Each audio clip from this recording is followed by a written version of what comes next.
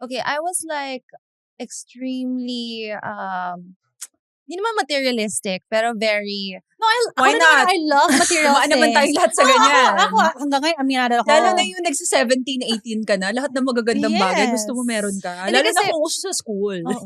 nung una kasi ugly duckling ako. So pangit talaga yung face ko nung bata ako, like in terms of Sino nagsabi? skin Kahit ko, nanay mo, nagsabi? yung mga classmates ko na sobrang magaganda. Oh. Talagang- in comparison lang, you think ganon. They say it, like So, yung sobrang sama binuli naman. ako. Grabe. From kinder to high school. So, nung mga 20s na ako, medyo nag-transition na ako to the point na inisip ko, what if I stand taller? What if I speak better? Confidence. Yeah, what if I put makeup, go to Mm-mm. the derma? So, there were a lot of like changes physically. Tapos, syempre, internally, doon na rin nag-change, diba? So, medyo Confidence. yumabang ako ng slight nung mga 20s ko. Tapos, I started modeling.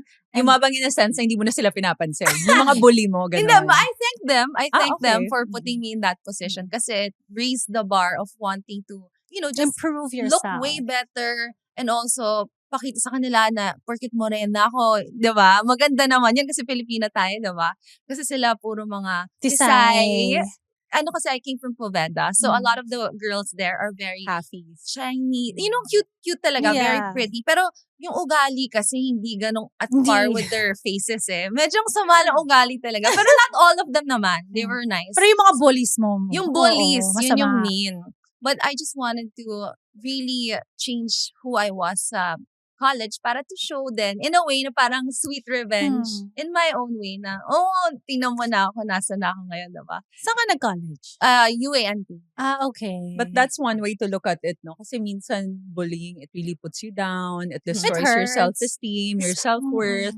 But then, you should always remember na why not maybe assess then. If you listen at it, assess, and then maybe you can really do something about it. Then you're taking over the power. Diba? Yeah. So you catapult yourself to like, like breaking the wall na sinasabi na, ay, pangit siya na to. Oh, hindi kaya. So, diba?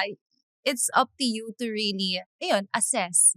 If, it could be in a mean way, pero if you take it and like absorb it and I'm like, okay, I'm gonna change the way I look.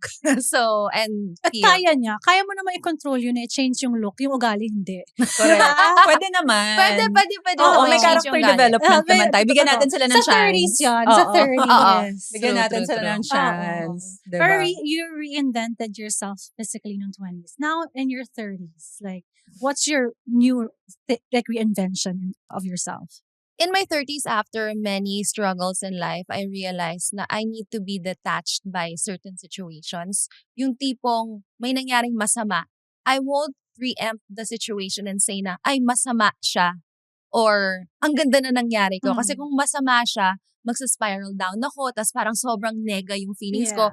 Or if I say sobrang ganda niya, I will attach myself to it na talagang I'm going to be so in love with the situation. No, Grateful, I just wait for the moment to realize na, nangyari pala siya due to this and this is the reason why. So I don't want to define any situation anymore. Parang kung nangyari na, nangyari siya. So it's a matter of perspective lang din. Yeah. Pero I Yeah. just don't attach myself to situations agad na, kasi parang I don't want to be hard on things anymore. I just let it go so fast. And once I let it go, then the lesson will come. I started kasi doing a lot of brand deals. So, ibig sabihin nun, pag brand deals, syempre, Malaki ang ano. malaki siya. Definitely. It's like one ad, like one commercial, diba? Pero wala kang yellow basket. So, the component of selling is the yellow basket, right? So, noon, I would not want to do projects with a yellow basket because I don't know if I'll be able to sell talaga, to be honest. Like, I have zero idea if I have the capacity to sell. So, when the idea of live selling came in, I just did it out of the idea na parang gusto ko lang matry. Kasi I wanna open more doors. Pero I would see other artists. Pero yeah, still, yung idea na, oh my God, ano mo ginagawa niya sa buhay niya? They used to be so glamorous on TV, diba? But why would they spend hours on it? So, once I did my first ever live stream, yung GMV ko, yung gross sales ko was around 6 digits agad.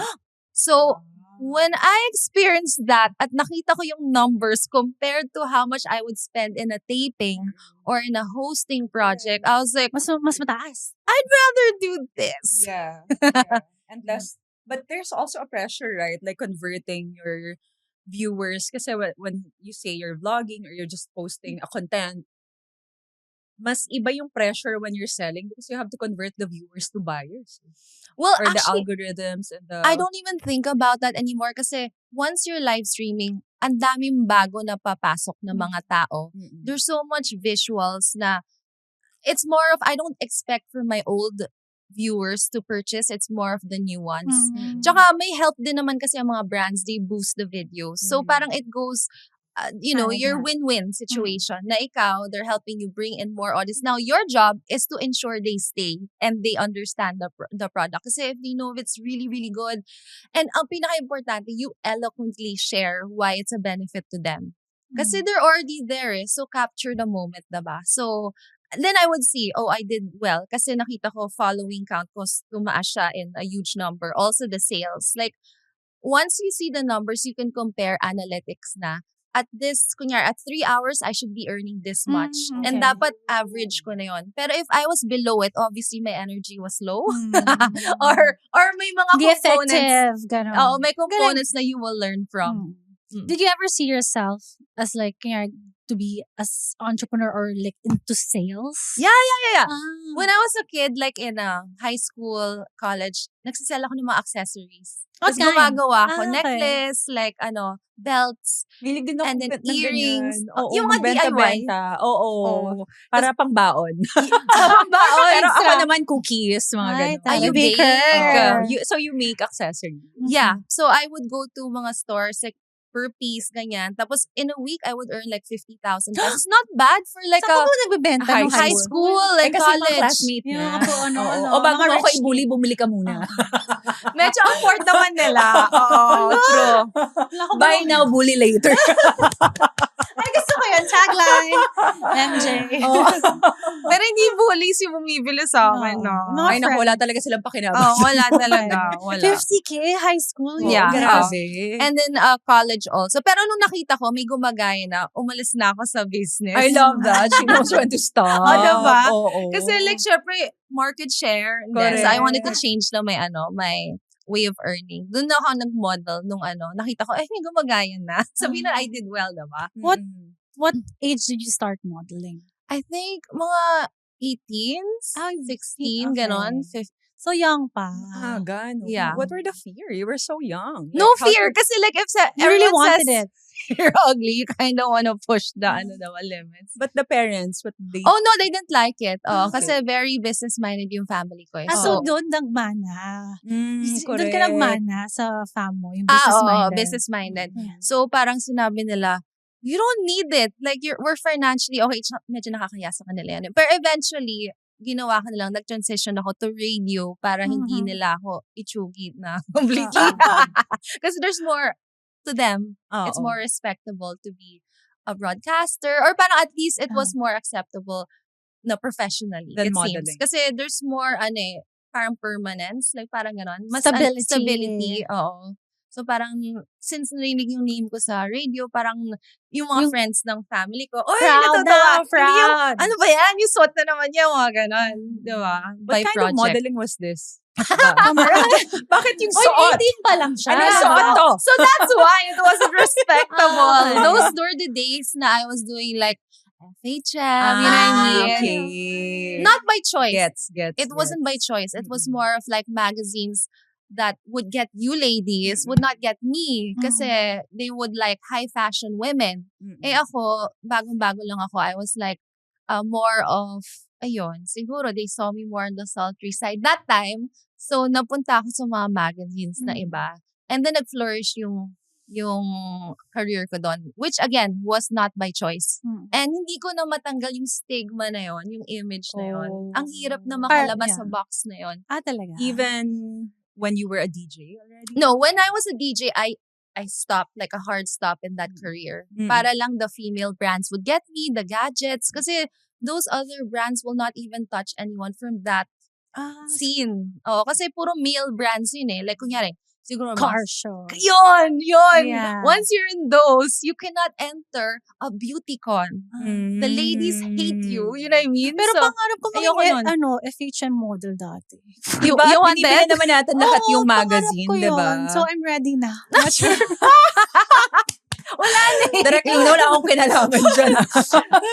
Hindi ko influential. Oo. Pag nakikita ko kayo, parang, ay. Pero I mean, what's so bad about being sultry and respected in embracing that your industry at the ano. same time? Diba? I It's- mean, It's the ano siguro, yung male, yung parang rar, alam mo yun? Male gaze? Oo, no. You guys haven't read the magazine clearly. You've just seen the... Oo, kasi syempre picture lang. Bata oo pa ako, nga. ng picture At lang. ano, Picture book hanggang sa front akin. page lang kami. Yun, Picture yun book yung reason why. But if you read Oh. inside, I mean, it's very, very R18. Oo. So, syempre, what you will get are R18 reactions and also yung mga Gets, yeah. offers that aren't very, very respectable. You know what I mean? So, I didn't like it and I wanted to get out of it immediately. Kasi on the projects that came in, were all like that. So, I just wanted to completely change the image. And that took a while. Like, siguro mga 2 years of just like decluttering, alam mo yun? Like, saying no to a lot of projects that paid well. And being comfortable na, okay, wala akong anything this month because I have to make sure na hindi ako makikita sa ganon. For your brand, no? Oo. Kasi I Oo. had a vision for myself and I didn't want that. So I did radio after it. Ayan, But so did you thank have to let go of a part of you? Syempre, you became someone, di ba? Modeling. Did you have to let go of some part of you entering a new era scene. of... I was playing a part lang naman there. Okay, so I was like really just acting would you say out. na napipilitan ka lang? Yeah. Or, Hindi naman sa sobrang napipilitan, pero more of like I was playing along, thinking na I was Dahil acting. yun yung opportunity na meron at the moment. My aim was like Mega Magazine. Or, alam mo yun, yung Meg Magazine. Although nag-appear naman ako Candy slightly. Magazine. Candy Magazine. That's where I wanted to Ako be. rin. Not Candy in girl! a sultry Cute, no? magazine. But wala eh. It's part of also, I guess, the learning process Correct. of madedefine mo kung anong gusto mo pag nandun ka sa ayaw mo. Oh, I love Diba? that. If this episode made you laugh, think, or suddenly text your friend, "Are we doing life right?" You're in the right place. Follow Trentitas so you never miss an episode. And share it with a fellow 30-something who's also balancing dreams, bills, and existential questions. Because let's be honest, nobody really knows what they're doing in their 30s. We're all just figuring it out. Stick around for more real talk, good vibes, and conversations that make adulthood a little less confusing. This is Trentitas, your hangout for surviving your 30s.